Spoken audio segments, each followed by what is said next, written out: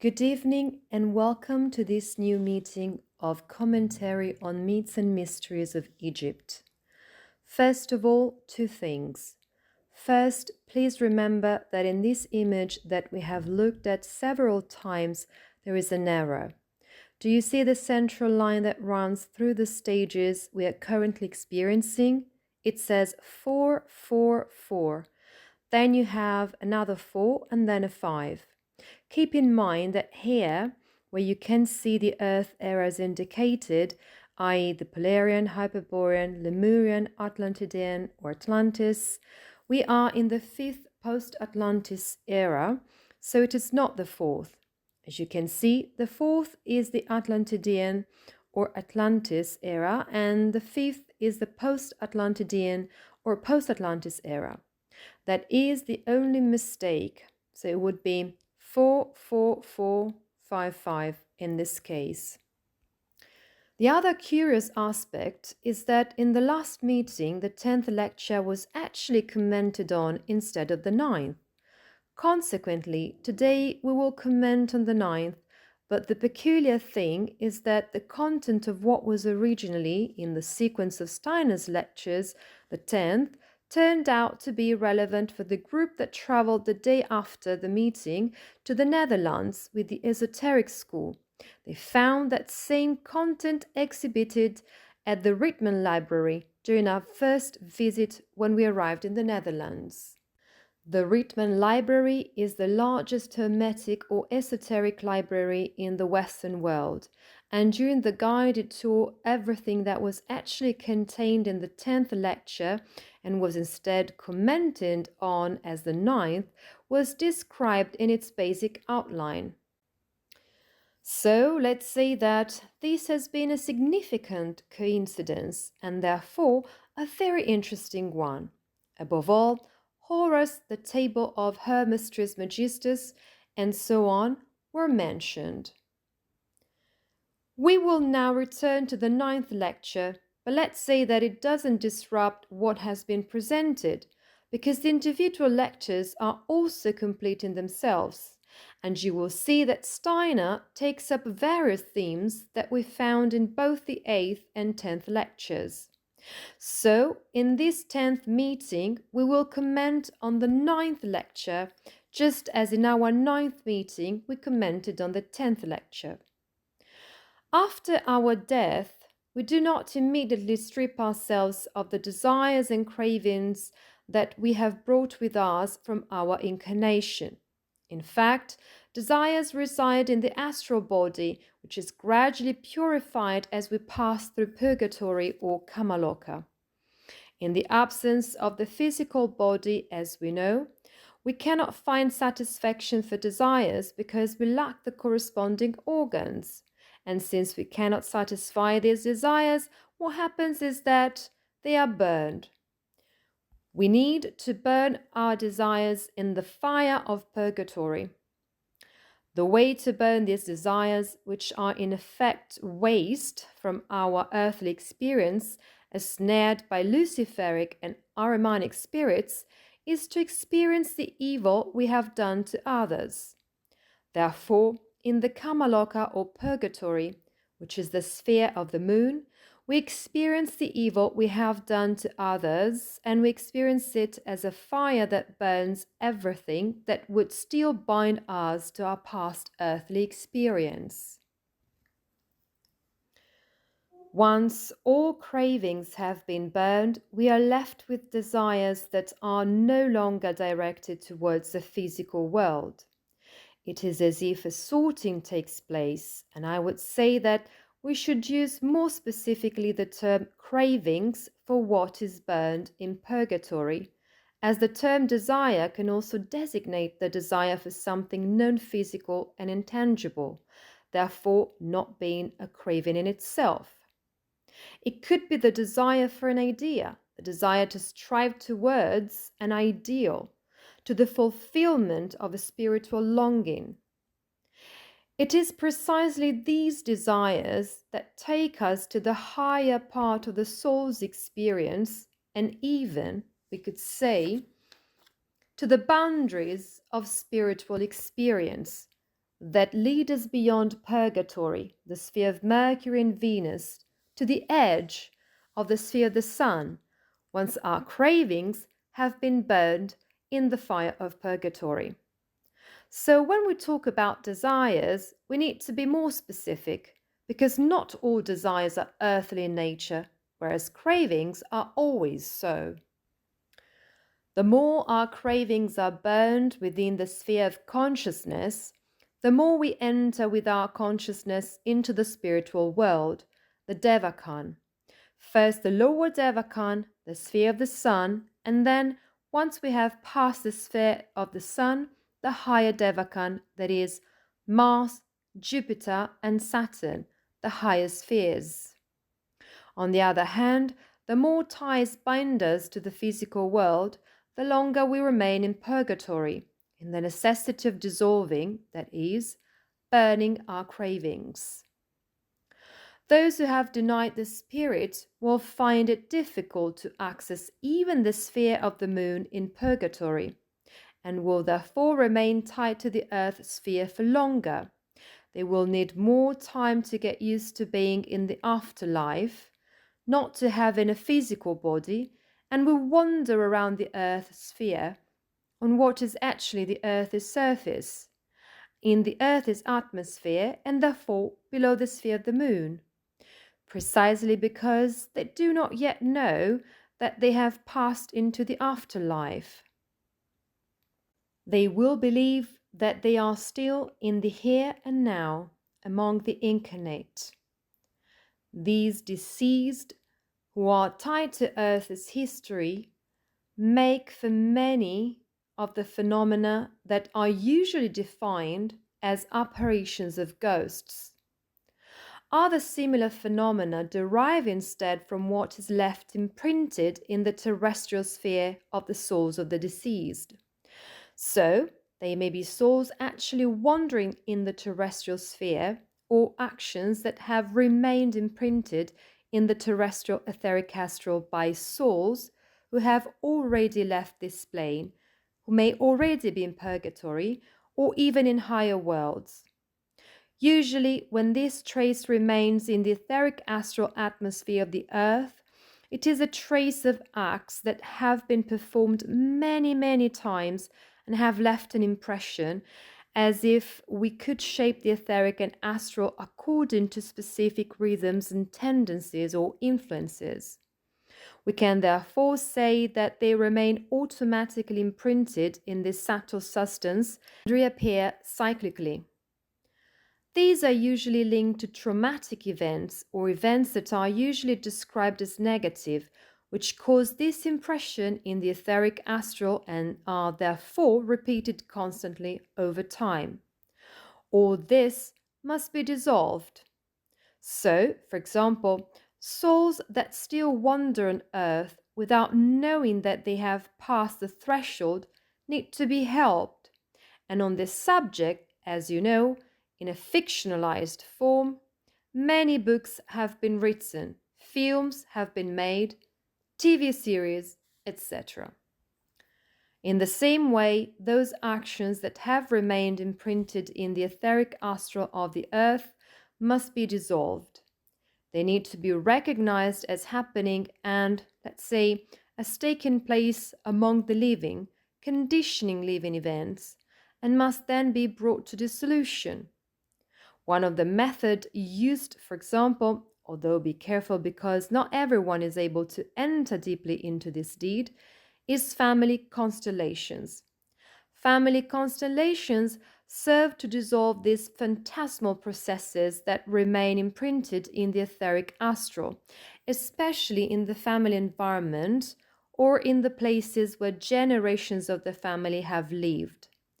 Keep in mind, however, that constellations are often taken very lightly, whereas training and devotion are necessary, as well as recognition of the activity of the supersensible worlds.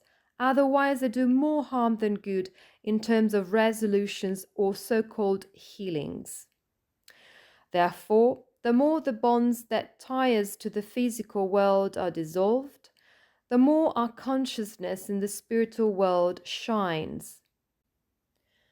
So, as we detach ourselves from the earthly sphere, we burn our cravings in purgatory and are left with supersensible desires, let's call them that, which draw us towards the boundary between the astral world and the lower Devachan. Then we cross the threshold of the sphere of the sun, the lower Devachan. Once in the spiritual world, in the sphere of the sun, and therefore in the lower Devachan, the deceased feels as a member of the whole spiritual world, a part of the whole, the same as a hand is an organ of the physical body. The deceased is therefore an organ of the spiritual world. The hosts of the deceased work on the plant kingdom. Remember, we said this, and on the animal kingdom. Thus they work in making vegetation flourish, in germination, in the growth of plants, as well as in the process of flowering and then fruiting. They cultivate the plant kingdom supersensibly and support the animal kingdom in reproduction. In a broad sense, they work for the fertility and productivity of the earth, with respect to the plant kingdom and the animal kingdom. Consequently, because the plant kingdom has a relationship with the mineral kingdom, they also work on a kind of guardianship of the mineral kingdom, so that the supersensible part of the mineral kingdom enters the plant kingdom, and the plant kingdom enters the animal kingdom. Therefore, we can say that the deceased support what we call ecology. With all this, in a spiritual ecology, in an ecosophia, we can never deny or overlook the activity of the deceased, because the deceased work on the elementary beings that generate precisely this spiritual ecology. This is a continuous transformation of substance from material to spiritual. We might say, just as there is a continuous crystallization of spiritual substance into material substance, of the spiritual into the material. So they collaborate to create this cycle so that everything that is on one plane can have existence on a higher plane and appear to us through our external senses as the cycle of generation and therefore birth, life, culmination, and then death and decomposition, which then gives rise again to another birth in nature. The whole cycle of nature. However, as single individualities, i.e., single I, evolve spiritually, they acquire relative independence from the spiritual world. It is as if the less developed the I is, the more the deceased is is an organ of the spiritual world. The more developed the I is, the more it is capable of becoming an operating individuality in the spiritual world. As the I matures and strengthens, the ability to act as a collaborator of the hierarchies is acquired. This is how humanity enters the spiritual world now. However, the spiritual world has changed over time, and today we can imagine what it was like in our previous incarnation in the Egyptian Chaldean epoch, in the third cultural epoch, to experience the spiritual world. Indeed, Steiner here takes us back to the Atlantean era, when human beings lived more in the spiritual world than in the outer, sense physical world, and accessed the spiritual world with its inhabitants, who were the gods, through sleep. In sleep, they became inhabitants of the spiritual world. The further back we go, towards the beginning of the Lemurian era, the more human beings lived in union with the spiritual world. They were still, we might say, in the womb of the gods. Initially, they were like a kind of embryo in the womb of the gods who were gradually developing it and shaping it.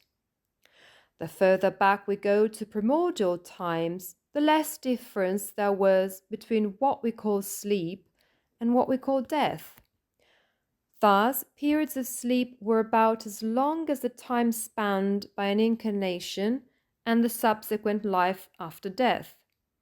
At the same time, human beings were descending to the physical plane, gradually becoming more and more entangled in matter. While the human being in formation was evolving as a supersensible being, the hierarchies were able to develop it, acting on it in a way that we can say was more intense, more decisive. We have seen how the gods, whom the Egyptians called Osiris and Isis, worked on the human nervous system, and from that on the human body and also on sexuality.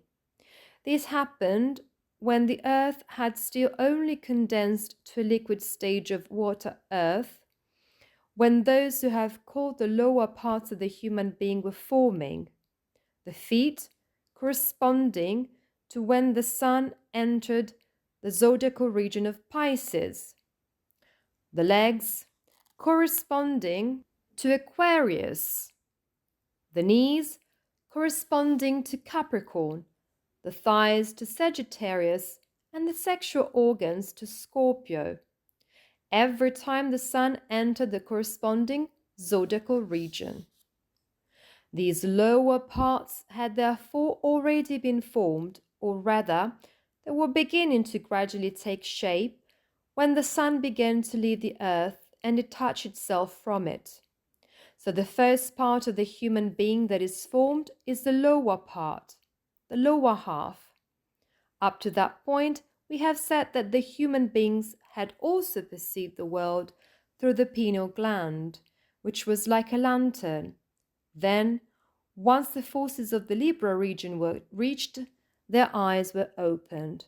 From then on, they began to see through the darkness and fog and began to see themselves and distinguish the objects around them.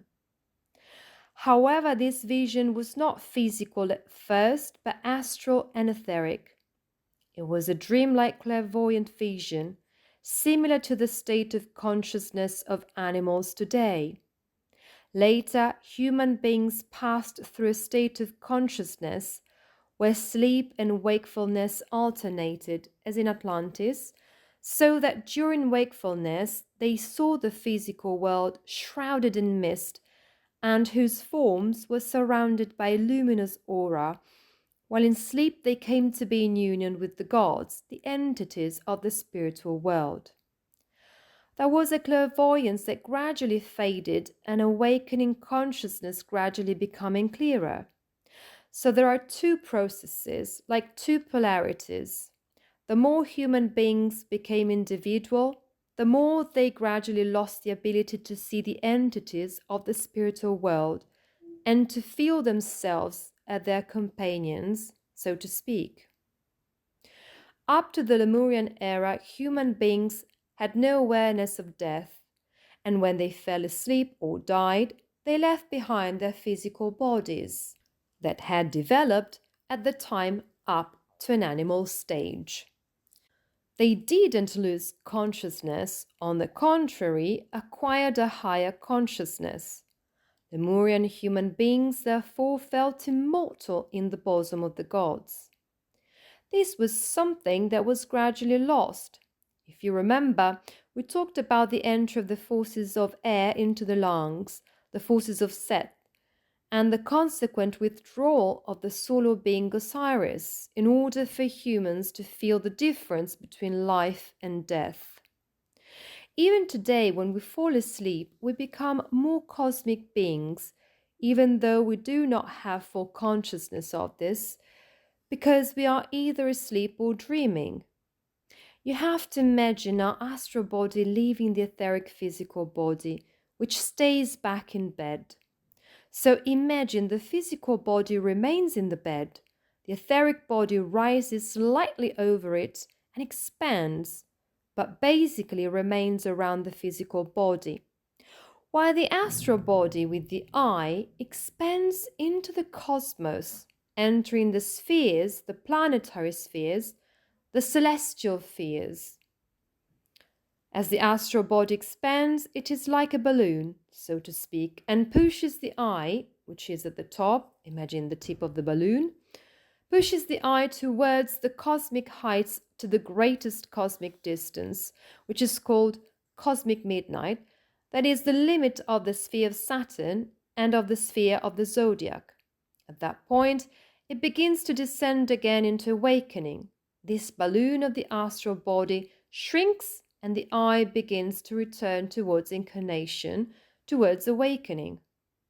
The astral body and the eye remain united with the physical etheric body. So it is not that they completely detach themselves and leave, but they remain united with the physical etheric body by means of what is called the silvery cord, a filament that unites the astral body and the eye. We can say the higher man to the lower man of the physical etheric body. The silvery cord unites them and allows the astral body and the eye to return to the physical etheric body at the moment of awakening. And you also know that depending on the degree of inner awakening, that is, how much one is able to remain in a certain state of consciousness in the transitions between sleep, dreaming, and then waking, this silvery cord moves in the evolution of man, that is, in the inner evolution of man, from the lower chakras, currently in particular at the level of the solar plexus, towards the heart and then towards the third eye. So you have to imagine that as our eye consciousness becomes able to illuminate the recesses of our unconscious, therefore the astral, etheric, and physical unconscious, and in most cases it is the astral one and partly the etheric one, you have to imagine that this silvery cord moves to the chakras that have more to do with consciousness. Therefore, from the solar plexus, it begins to rise towards the head. You have to imagine a balloon that we could also call, in the sense of expansion, a cloud, an astral cloud that expands into the cosmos and is then permeated by astral currents from the cosmos. So man becomes more cosmic because the astral currents that usually have difficulties entering the astral body of someone who is awake, meaning during waking life, when we are asleep, are captured by our astral body in expansion.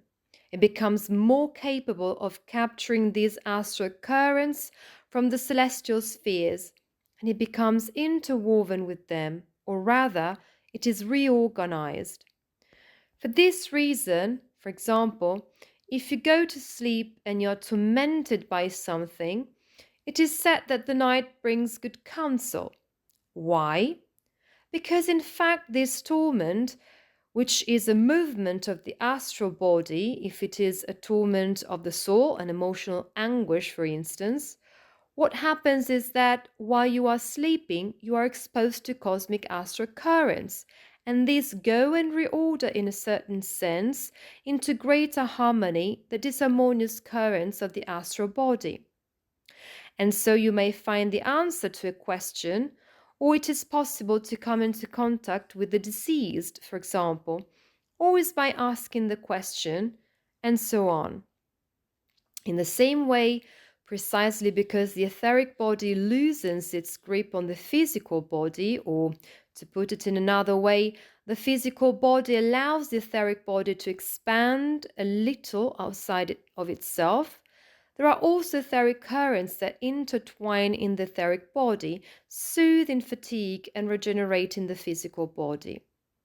So why is sleep restorative for us? Because the cosmic astral currents put in order the disorganized currents of our astral body, and the cosmic etheric currents, or more specifically those of the earth, work on our etheric body, which in the meantime, having become too attached to physical impressions, has been torn apart, has been worn out. Imagine then that there are astral currents moving in the cosmos and that they become concentrated on the moon, in particular the full moon, which acts as a lens for the astral currents and projects them into our astral body. On the other hand, the etheric currents that exist in the cosmos and emanate from the sun are collected by the earth and operate on the earth on the etheric body of man. The astral currents come mainly from the moon because the moon has collected them from the cosmos and concentrates and projects them into the astral body of man, while the etheric currents come from the sun. They are radiated throughout the cosmos, and in particular they permeate the etheric body of the earth, which then weave them in the etheric body of man. These cosmic astral currents of the moon strengthen the astral body, allowing it to act more intensely on the physical body, even in a negative sense. If you like, by strengthening the astral body, if this astral body that dwells in the soul feels identified with the external objects in the world, it will more easily develop cravings. If, on the other hand, in the soul desires that lead to the spiritual world, this will help and support the movement towards a spiritual yearning. These are forces that are given to us and that man has the ability to direct in some way. And the same applies to etheric forces. We are given etheric forces that allow us to live on earth, but how we use them makes a difference. If we use them, let's say, only to satisfy our habits, for example, our automatism, well, then they are somehow wasted. If, on the other hand, we use them to perform acts of freedom, the second exercise, then spiritual force is created in some way that allows us to evolve inwardly. This is the current situation in which we find ourselves. And Steiner says, if we now go back to the Lemurian era, when we were incarnated in Lemurian bodies, as animals in fact, we would perceive the lunar influence in our astral body. We would be aware that the deities, including the god Osiris, were working on our body, permeating us with their forces and strengthening us. We would then feel that the human being and the deity became one. Osiris and I are one. And so, upon awakening, we would feel drawn back to the physical body, immersing ourselves in our lower nature, and we would wait with joy for the moment to return and rejoin the gods in sleep.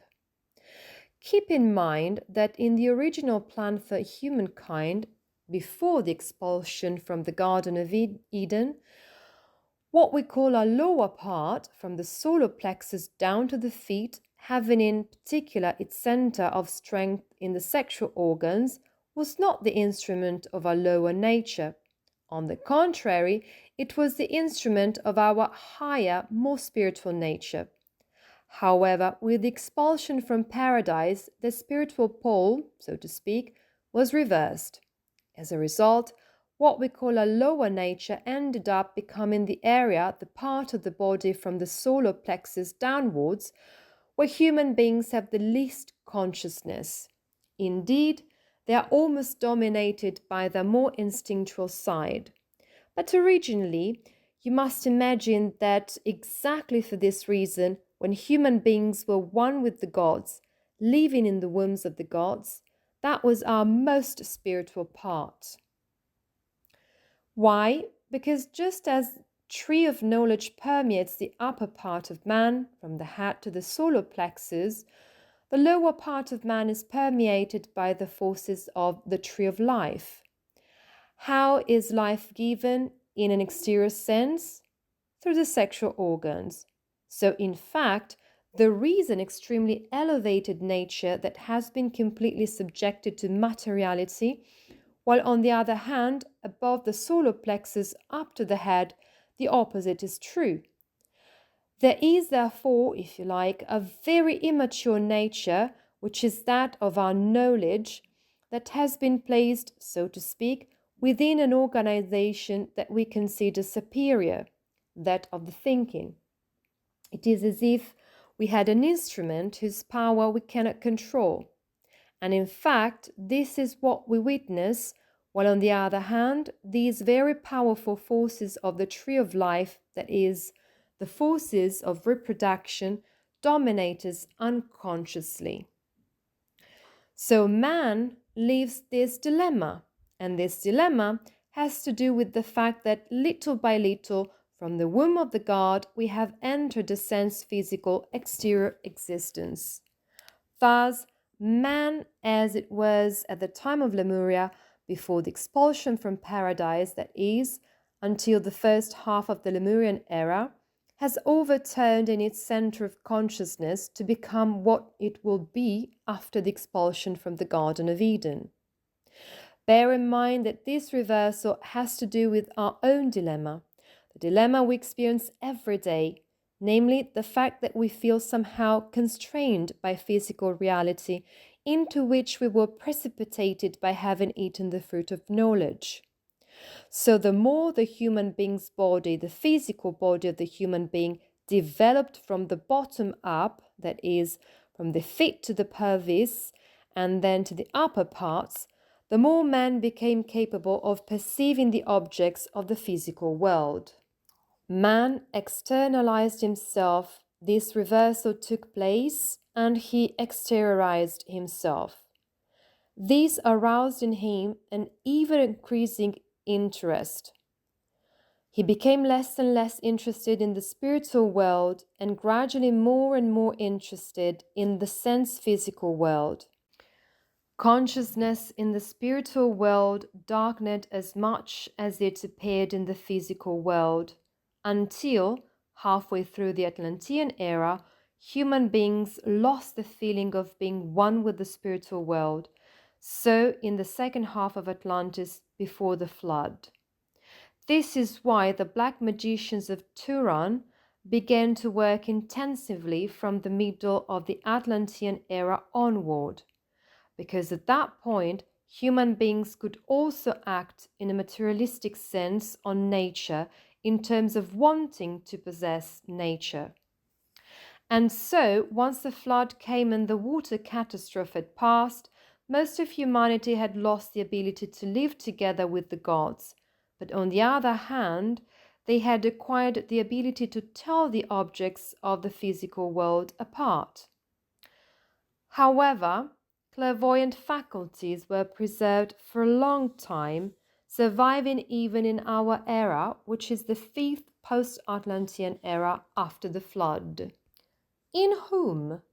In those who had been left behind, in those who still had a residual force from the Atlantean era. This continued until the coming of Christ and even beyond that.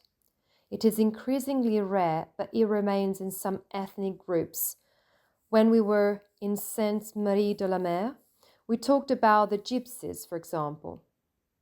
So even today, there are those who retain these atavistic clairvoyant faculties because their bloodline has been preserved. However, by remaining in these blood forces and therefore still having this atavistic clairvoyance, such people remain in a group soul precisely because they continue to be tied to ancient conditions. This makes it more difficult for them to reach the full forces of the I during incarnation. So they will remain in this more collective state of the soul of the people, more dreamy, clairvoyant, but at the same time not fully awake in the forces of the I. In fact, this was the norm before Christ. Indeed, people tried to preserve their blood as much as possible without mixing in order to retain clairvoyance, the remnant of atavistic Atlantean clairvoyance. In the transition from the Atlantean era to our post-Atlantean era, the night gradually darkened and at the same time the day brightened, and there developed an increasing distinction in consciousness between night and day. In the Paleo-Indian epoch, the waters of the flood did not recede all at once. It took thousands of years for them to gradually recede, and nighttime consciousness gradually slipped into unconsciousness.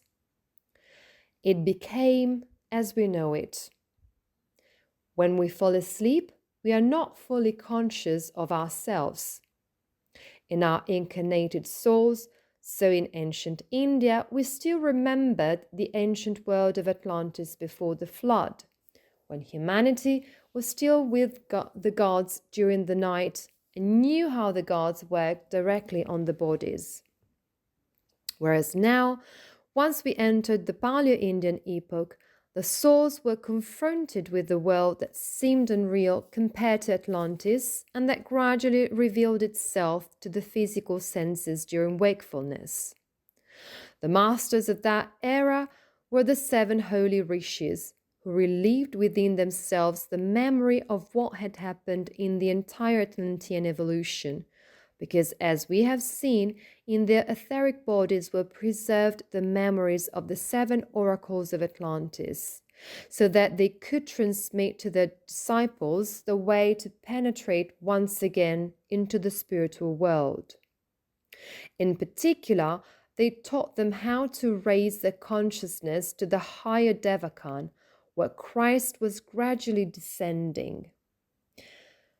This way, despite the fact that souls were incarnating in bodies whose senses were increasingly directed towards the sense-physical world, they were able to preserve the memory of Atlantis. The souls incarnated as ancient Indians experienced nature in its illusory appearance. Nature was an illusion, the forms of nature, that is. Whereas in Atlantis, nature was experienced as being continuously formed by the word that creates worlds, the Tao. So there was a big difference, an enormous difference. For the ancient Indians, everything was an outer shell, and as they were no longer able to directly access the spirit that lives in forms, and therefore the presence of the gods, everything was Maya, or nature became Maya, illusion, and the spiritual reality where the gods resided, which was the supersensible cause of nature, became completely occult. Occultism began to emerge precisely because there is Maya, an illusion, and spiritual reality that is hidden behind the veil of Maya. It is occult. The ancient Indian felt nostalgia for the spiritual homeland of humanity. For now, every spirit was incarnated in matter and was shrouded in veils of illusion. There were 3 veils: the physical veil, the etheric veil, and the astral veil, which covered the eye like layered wrappings. So, in fact, the obstacle was not in the eye that had somehow gradually incarnated, but in the fact that the astral, etheric, and physical forces were not aligned with the supersensible worlds from which they had been formed. This was due to their expulsion from the Garden of Eden and later to the Atlantean decadence. The initiation conducted by the 7 holy rishis allowed these 3 veils, astral, etheric, and physical, to be gradually removed. This was achieved through the asanas of yoga, body positions corresponding to natural forms. These were kept in balance, concentrated in the body, not in the mind. Everything started from the wheel that is in the body, the exact opposite of what we do today. The concentration of these forces of will in the body allowed them to pierce the veil of Maya. A sort of hole was created in the veil of Maya through the concentration of the forces of will in the body, and the soul passed through this hole. It was like a hole being created in a solid container so that the liquid contained within flows through the hole. The soul flowed through this hole created in the veil of Maya and was absorbed back into the spiritual dimension of the corresponding forms of nature in the company of the gods. So imagine this container, a vessel filled with water. The water is the soul. The vessel is, let's say, the illusion of being contained. And outside the vase is the ocean.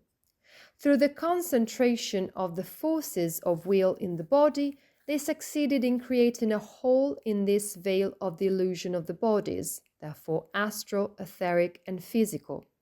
And at that moment, the water that was inside, the soul that was inside this vessel, reunited with the ocean from which the vessel itself had crystallized, had been formed. At that moment, it was reabsorbed in the dimension of what we call the occult forces of nature, in the company of the gods. So they were able to return to the state of consciousness of the time before the flood. In this way, the 7 holy rishis allowed the human eye, now enclosed in these 3 layers, to return to the company of the gods. This process, which belonged to the ancient Indian, still occurs today, as do all the other processes we describe, in those souls in which the forces that we can call Abelite, forces that belonged mainly to the time before the mystery of Golgotha, are still prevalent, making those souls feel a strong urge to abstract themselves from the sense-physical world. Often these souls, in which the Abelite forces prevail, therefore pre-Christian forces, are attracted to Eastern esotericism because they feel that by abstracting themselves from the world and sinking into themselves, that is, in their inner being, they can be closer to the divinity. Like the ancient Indians, even today the most intensely Abelite souls long to leave the harsh reality of the senses, which they experience as an illusion, and they have little interest in the physical world. These are souls that still need to recapitulate the Indian experience in order to overcome it. We must therefore understand in general that everything that exists in human culture, and even more so in spiritual practices, has its own reason for being. It exists because some souls still need it.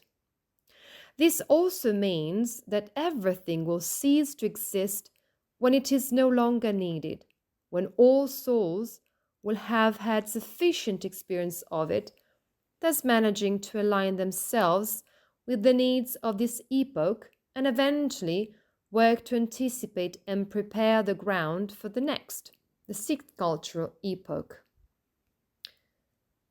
Thus, all ancient practices exist to enable us to relieve the corresponding conditions of incarnations in previous cultural epochs, bring them back to full consciousness and overcome them. This applies to all epochs, to the 1st, the 2nd, the 3rd, to the beginning of the 4th, and so on. It also applies, for example, to neo-paganism in some way, even though the souls who feel attracted to neo-paganism or shamanism do not have such a great need to abstract themselves into mystical inner life, but instead have a need to unite with nature. However, the process is the same. It is a recapitulation of ancient states of consciousness of the soul in the group soul, in the soul of the group, and of the people. Stages that must be experienced, brought to consciousness, lived to the full, and then overcome in order to arrive at the present moment and possibly work esoterically for the future. In the 2nd epoch, the Paleo-Persian epoch, the guidance passed to the great disciple of Manu, the master Zarathustra. The souls that reincarnated in the 2nd cultural epoch felt their relationship with the physical world as a mission to be accomplished. It was Zarathustra who instructed his disciples so that they might have a method for bringing light into darkness, or, if you will, spirit into matter, managing to rise up to the lower Devakan. They were still able to rise inwardly to the spiritual world, but when they returned to the physical world, they felt the clash between light and darkness. Thus, the physical world became a battlefield between the god of light, called Ahura Mazdao, or Ormazd, and the god of darkness, Angramanus, or Hanuman. Ormazd gave the ability to radiate light to illuminate the darkness of matter, while Hanuman thickened matter in order to trap as much of the light of the spirit in matter as possible. Thus, human souls found themselves between these two polarities, light and darkness. By uniting with Ormazd, the god of light, they could free the light that Ahriman wanted to trap in the darkness of matter. The souls incarnated in ancient Persia, therefore, knew that they had to overcome darkness so that light could be welcomed into it, transforming it from within. In other words, we could say that they wanted to ensure that the darkness, illuminated by the light, was transformed into a new light, generating what we call the colors. These are generated by the encounter of light and darkness and are the experience of the soul, which is woven precisely in the colors between light and darkness.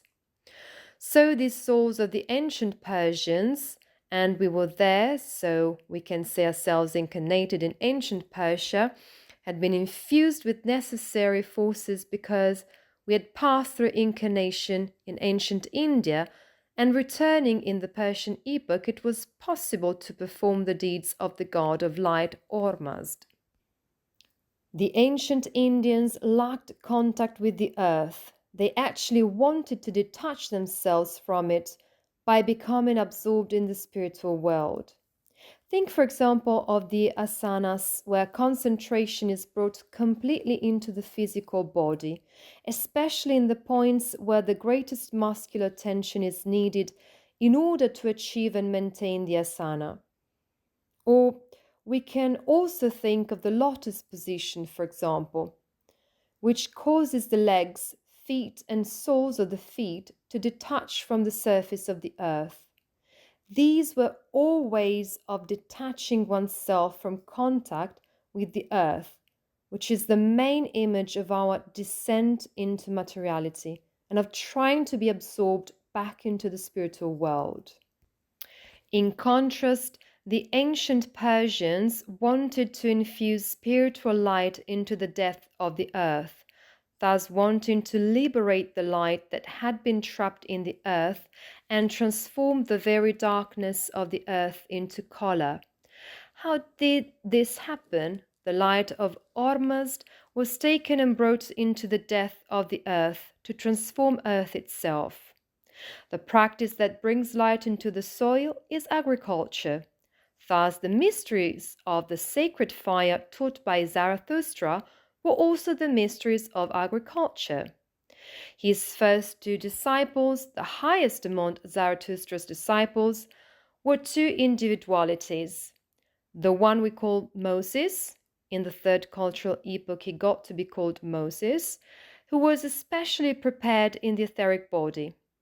And the other great disciple of Zarathustra, the one that in the third epoch will be called Hermes Trismegistus, who was especially prepared in the astral body. Of these two disciples, that for simplicity's sake we'll call Moses and Hermes Trismegistus, one received the etheric body of Zarathustra, it was Moses, and the other received the astral body of Zarathustra, and that was Hermes. In this way, when they returned in the next cultural epoch, that is the third Egyptian Chaldean epoch, Hermes Trismegistus was the initiator of the Egyptian people, and Moses was the initiator of the Jewish people. Then they became the guides of these new peoples, these new civilizations that had arisen on the basis of all the spiritual experience that had been conducted by Zarathustra in the second epoch, and in turn by the seven holy rishis in the first epoch.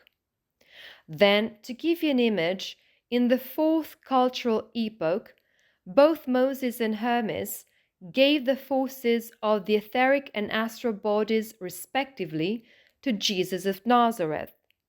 How did this happen?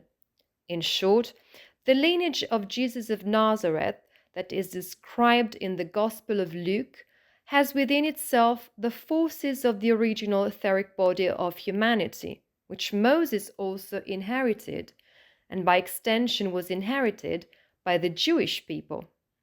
This is what is called the etheric body of Sem or Shem, one of the three sons of Noah, who is, in a supersensible sense, the progenitor of the entire Jewish people, the Semites. On the other hand, the Gospel of Matthew tells of the flight into Egypt. In this flight into Egypt, the child Jesus of the Gospel of Matthew acquires the astral body of Hermes Trismegistus, which was imprinted in the atmosphere of Egypt. So both were at work in Jesus of Nazareth, and when he reached the age of 30, at his baptism in the Jordan, also the one we call Zarathustra, who was his eye, gave his own eye in order to allow Christ to incarnate. So all these three masters, Zarathustra, Hermes, and Moses, will work to support the work, let us say the possibility of Christ to incarnate in Jesus of Nazareth. So the etheric forces that lived in Moses and are described both in the lineage of the Gospel of Luke and in the Gospel of Matthew live in the entire Jewish people, both in its priestly line and in its royal line, and therefore in the child Jesus. The child of the Gospel of Matthew is imbued with the forces of Hermes in Egypt during the flight into Egypt, and Zarathustra, who is the eye of Jesus of Nazareth, sacrifices himself for the incarnation of Christ.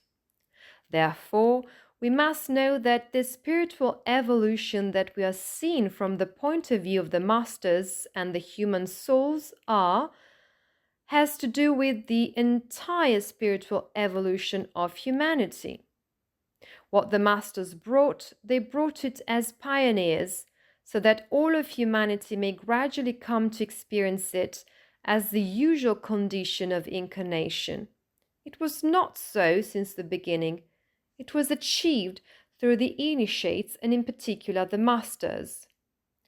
We need to always bear in mind that the first and second cultural epochs are called Paleo-Indian and Paleo-Persian because they're not historical, that is, they are no written documents except towards the end of the second Paleo-Persian epoch. Therefore, the first historical epoch, that is, the one in which the majority of written documents appear, is the third cultural epoch, the Egyptian Chaldean epoch. There are some documents from the end of the second Paleo-Persian epoch, yet very close to the beginning of the third cultural epoch. What happened? What happened is that human souls became increasingly incarnated in bodies that perceived the physical world as familiar, and there is no longer repulsion towards the physical world and physical sensations. Thus, human beings can no longer rise to the spiritual world, but only to the astral world. Here Steiner speaks of two civilizations, the Chaldeans and the Egyptians. But there were others, including the Semites, the Jews. that we just mentioned in relation to Moses. The Chaldeans were the great initiates of astrology when astrology was still an initiatory science. Let us say that in current astrology, there are remnants of what was the original Chaldean initiatory astrology. Here, as you can see, we begin to separate more clearly the various cultural currents. We are already distinguishing between the Chaldeans and the Egyptians. So you have to imagine that gradually, throughout the epochs, when there were already different peoples, human beings found the most suitable conditions for incarnation in the multiplication of the peoples that arose. So, from a smaller number, as we saw in the first lectures, these lineages of people continue to increase in number as we approach the time of Christ.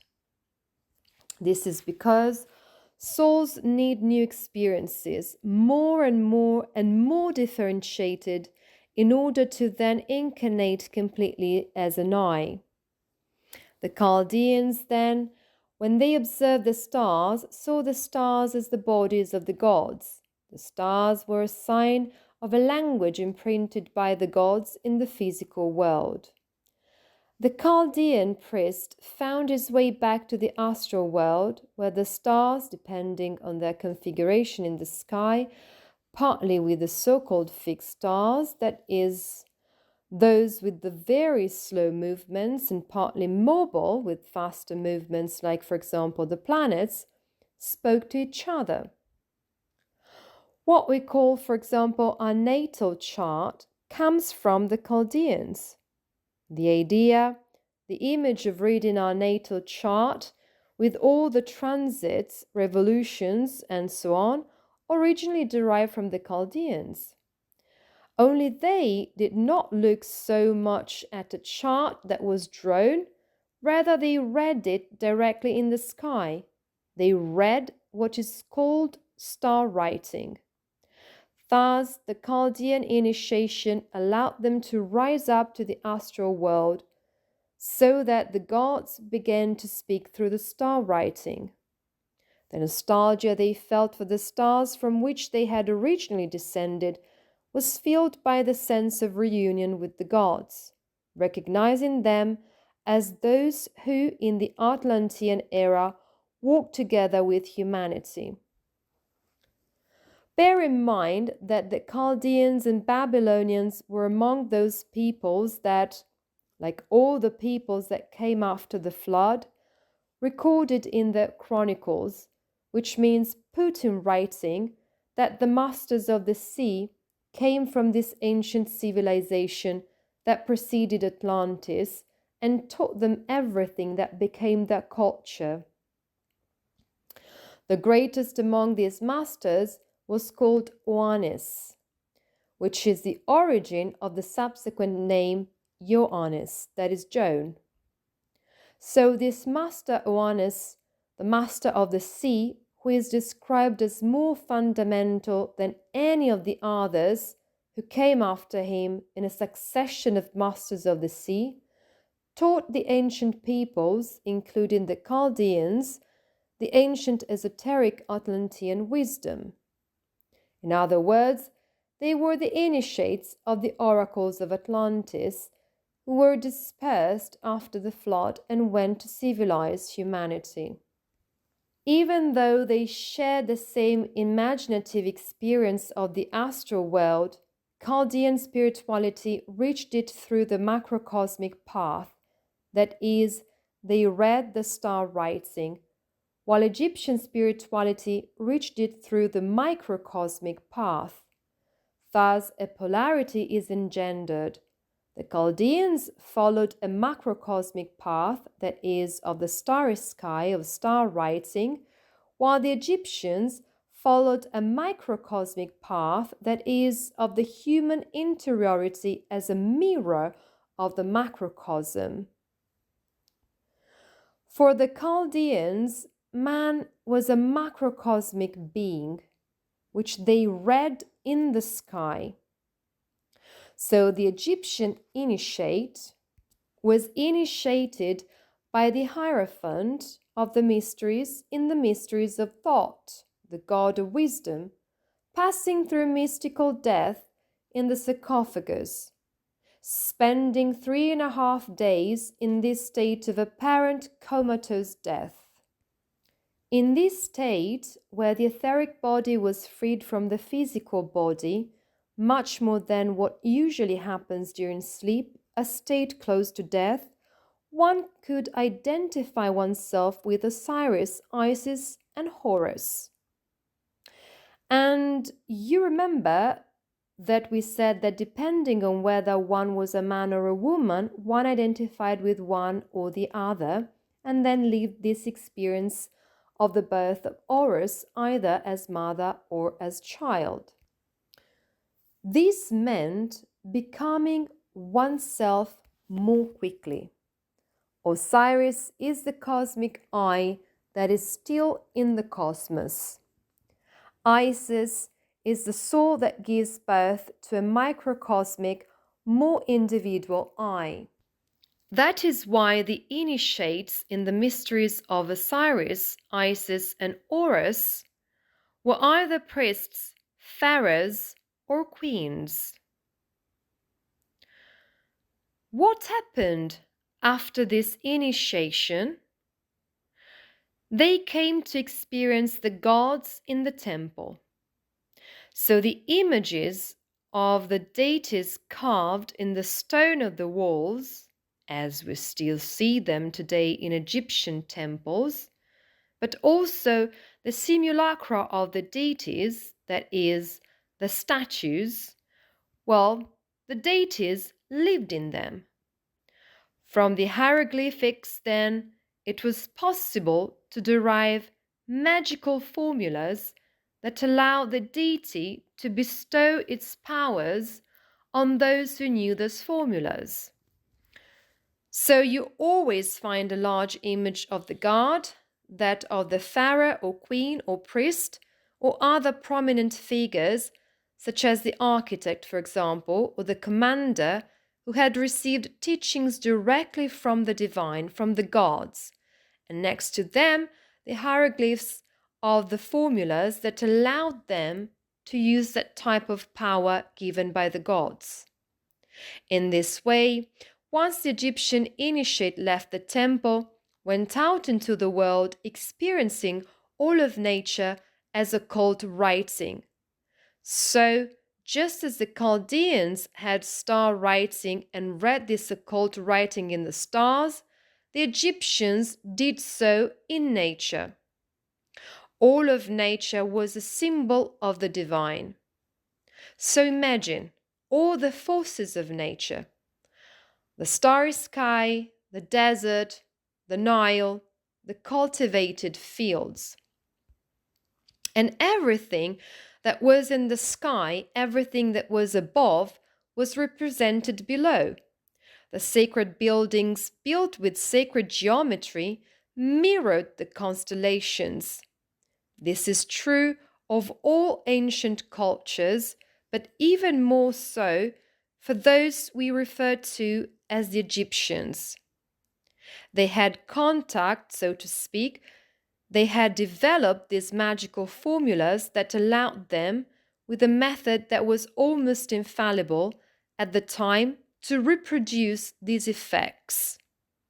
So magic in the context of Western esotericism derives entirely from Egypt. Thus, in nature, as the outer appearance of the goddess Isis, they were able to read the cosmic laws that the gods had inscribed in the form of symbols. Therefore, for the ancient Egyptians, all of nature is a symbol, as Goethe will get to state, and by understanding the divine laws inherent in nature, it became possible to practice magic, that is, to dominate the elements by means of a sacred science, which is precisely magic. Keep in mind that at the time, what we call science art, and religion were still one and the same. In this way, since primordial times, sacred temples that reflected on earth what was written in the stars were erected by means of the mastery of the elements. It was the hierophants of the Egyptian mysteries who showed their disciples what lay behind the physical world, that is, the physical world and nature as a symbol, so that in addition to seeing the gods, they could also experience how they had inscribed their star writing in nature in order to regulate its laws. The gods shape nature, thus bringing forth all physical forms. If in ancient India the initiate could still be absorbed into the spiritual world and led before the gods by means of clairvoyance, in ancient Egypt the initiate became aware of the forces that shape nature from the stars in order to be led to master the natural elements. Therefore, Egyptian initiation led to magic, that is, to the mastery of the forces of nature. One came to know the work that the spirit had imprinted on matter. It was Hermes Trismegistus who, enlightened by thought, Hermes, Mercury, or Raphael, call this divine being what you will, taught humanity to use star writing as the basis for exterior writing. That is why the first writings appear in the third cultural epoch and history in its exterior sense begins. The whole world, therefore, was a book, and the laws that governed this book were legible in the emerald tablet of Hermes Trismegistus. And since the whole world was a book, all of nature was a book. It could be read.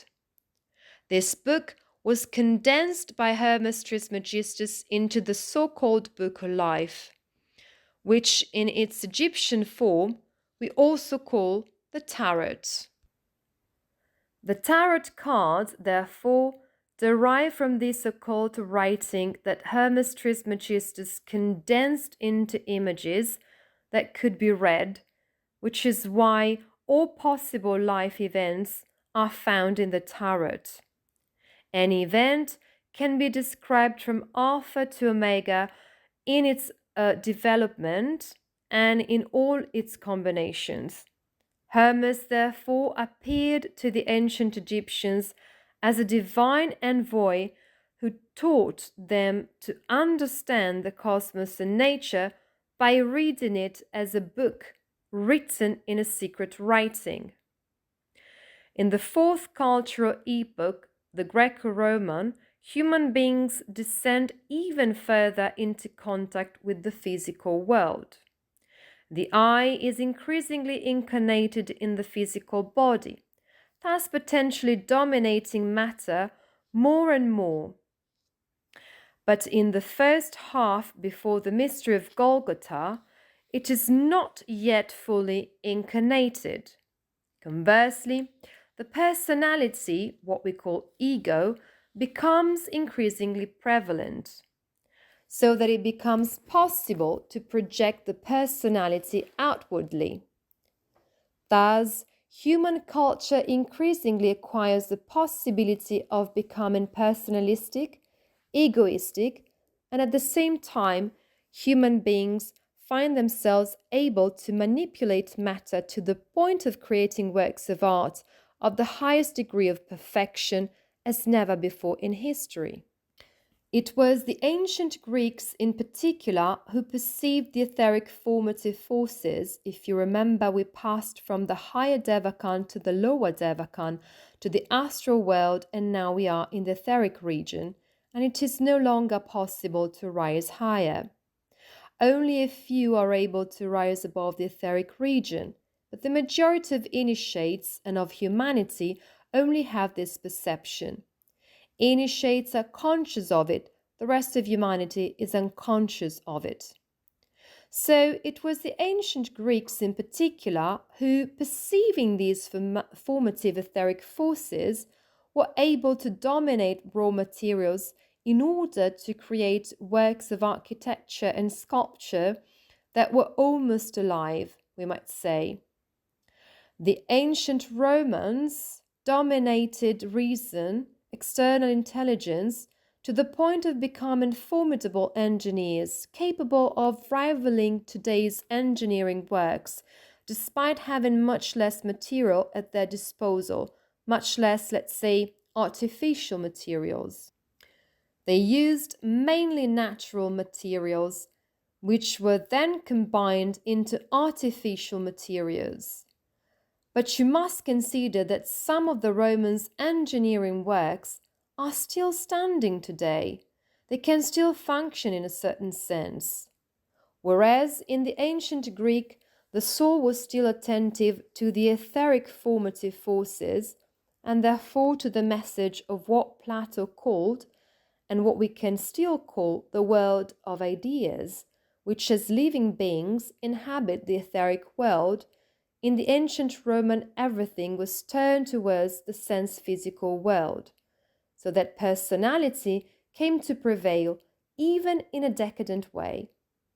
Hence, the so-called madness of the Roman emperors, where personality had become so important that it was elevated to divinity, we see that in the cult of the Caesars.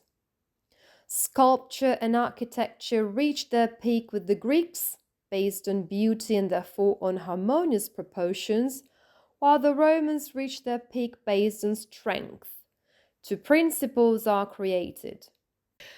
From the wisdom that emanated from ancient Egypt and Greeks, took beauty and harmony, while the Romans took strength and brought it to manifestation. Thus, ancient Egyptian sacred geometry lives on in the temple, so that the vertical line is always in dynamic relationship with the horizontal line. The Egyptian temple is metamorphosed in the Greek temple, still retaining the ability to grasp the etheric formative forces operating in space and making them visible. Egyptian and Chaldean architecture instead derived from a direct relationship with the starry world, with the world of the constellations, and in particular, for the Egyptians, also from the magical mastery of the forces of nature.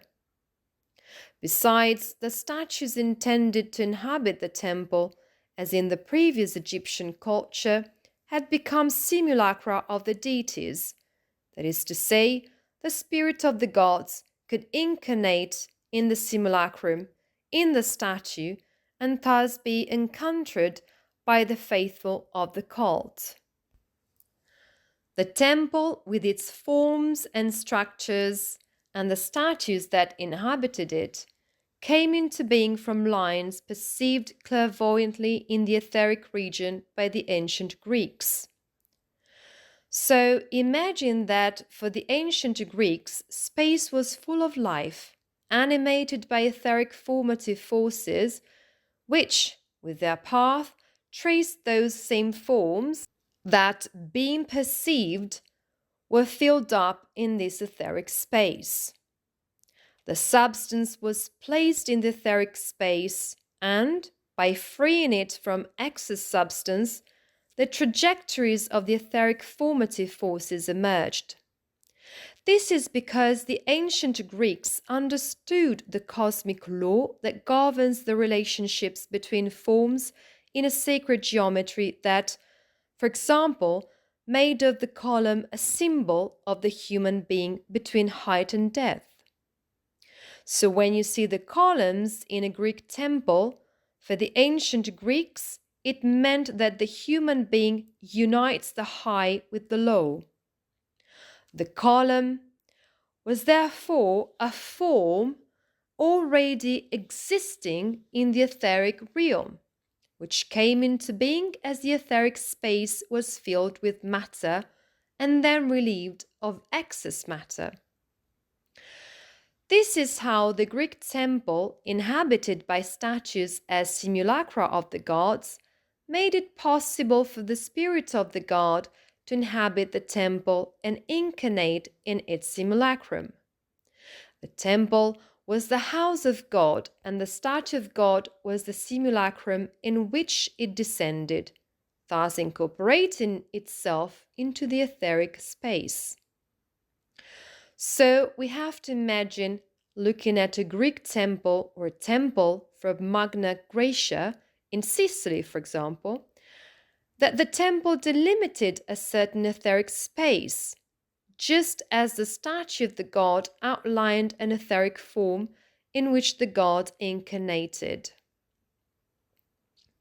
It was in Greek culture that a true union was established in balance and harmony between spirit and matter, the spiritual world and the physical world.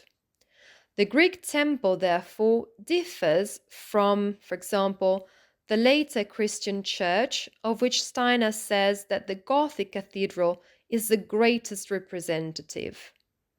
The Greek temple is complete even when it is not visited by human beings to practice worship, because it is the house of God, and the simulacrum is inhabited by God, who has incorporated itself down to the etheric forces that live in the temple and in the statue.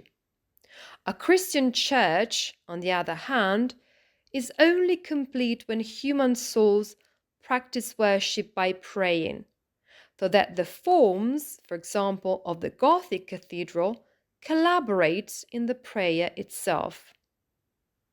This is why, for example, we can say that Gothic architecture is the highest expression of the spiritual forces brought by Christ, while in the Baroque, and even more so in the second phase of the Rococo, we can imagine the decadence of those same forces of the soul that had been totally ensnared in the sensorial experiences. We can also see it as a polarity, if you like. You notice this if you enter a Baroque church on the one hand and a Gothic cathedral on the other. Which inner state are you led to live more intensely? The Goth cathedral elevates you, maintaining you grounded at the same time. The other, the Baroque church, leads you above all to an experience of the senses. In fact, the Baroque style emerged when the church was gradually losing its spiritual role and wanted to convince people through exterior forms that it still had a lot of power. A power, though, that was entirely physical, entirely external.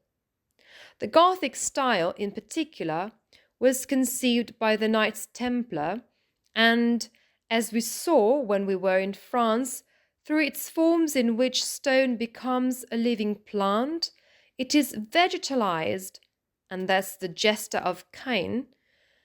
It allowed for the deepest union with Christ during Mass. So, in the Greek temple, the divinity dwells even without human beings, while in the church, where there is no God except when worship is practiced. And this is because, as you will understand, at the time of the Greeks, the I had yet to incarnate, and therefore still hovered outside in the etheric world, while after the mystery of Golgotha, in which Christ gave the I to humanity, the God who comes to dwell in the church is the Christ I incarnated in human beings. Therefore, in the Greek temple, the divinity is still around and is incorporated down to the etheric. The I is still hovering over the etheric above what is the occult constitution of the ancient Greek. After the mystery of Golgotha, the mystery of the skull, that is, the incarnation of the lower I in the human skull at the center, at the root of the nose between the eyes, at that moment, the possibility opens up to visit the church, for example, the Christian church, particularly the Gothic church, and experience the God who has come to dwell in the human being, who is no longer around, but within. It will return to dwell around again when the possibility of perceiving the etheric Christ gradually opens up to humanity.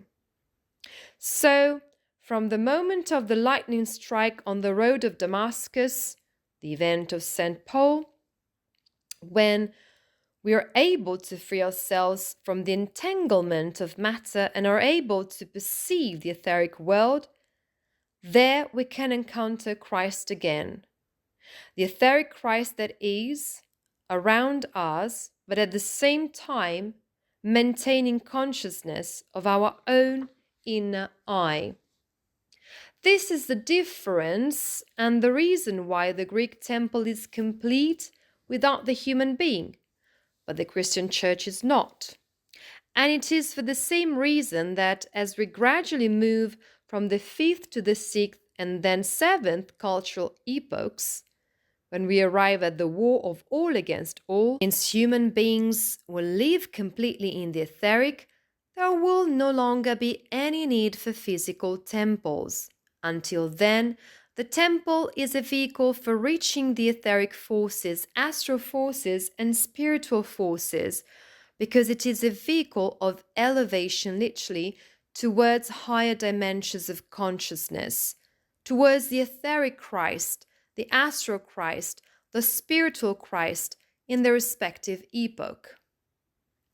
The ancient Romans took a further step forward in the physical world, or one could say they descended a further step in the physical world, with all the dangers that this entails, because we have said that they developed external intelligence in particular, we can call this reason, and strength.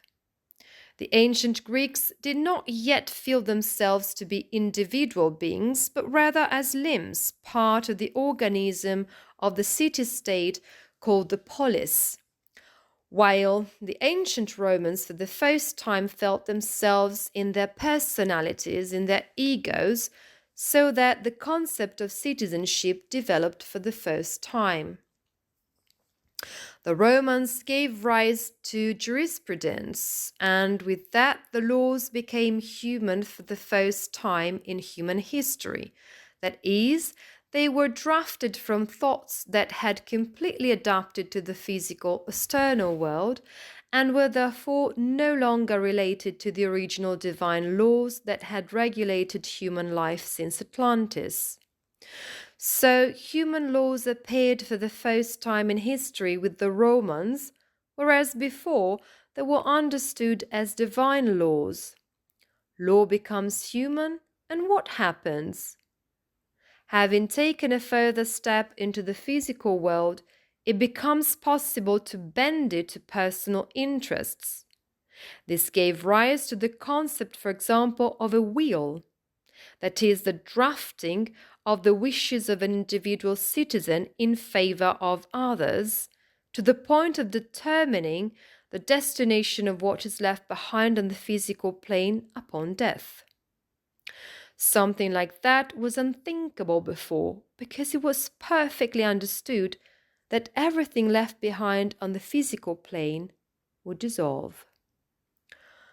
For the Romans, only the individual counted, not the community, so that the I, having descended so far into matter, began to get totally entangled in it and imprisoned by personality.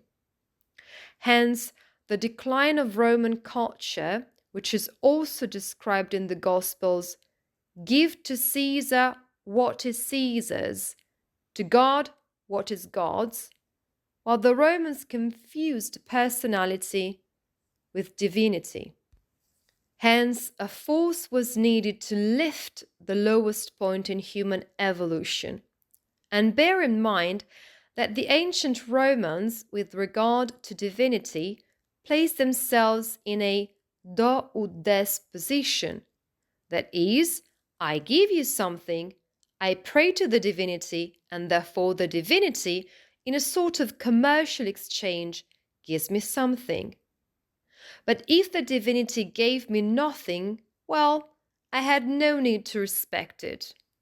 So, at the altars of Roman temples, or if you like, at pagan altars in Roman times, due to this decadence, real inversions of divinity began to appear. That is, demons that fed the worst part of human beings, the part most closely linked to the fallen personality. What is the divine spiritual force that allows humanity to rise instead of descending further and further into decadence and lose its evolutionary mission on Earth? That force that allows it to rise back up towards the spiritual world is Christ.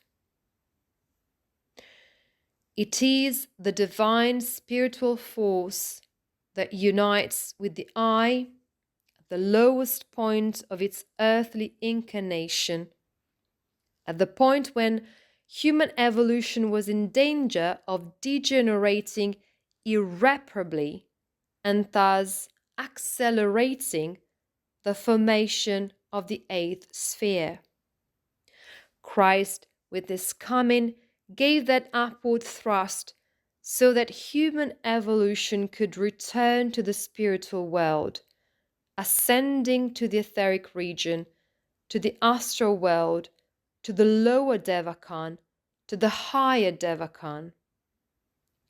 This is what we are experiencing, namely the etheric Christ in our epoch. Then there will be an astral Christ, and then a spiritual Christ in the subsequent epochs, the 5th, 6th, and 7th.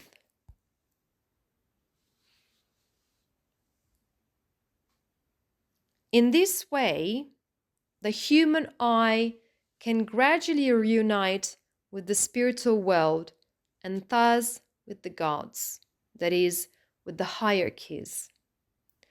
But precisely because Christ came at a time when the I could be totally lost in matter, precisely because he incarnated completely, the I can now choose freely to reunite with the spiritual world. Otherwise, it would not have been free. Therefore, it is by developing free forces of the will that it is possible to reunite with the spiritual world thanks to Christ.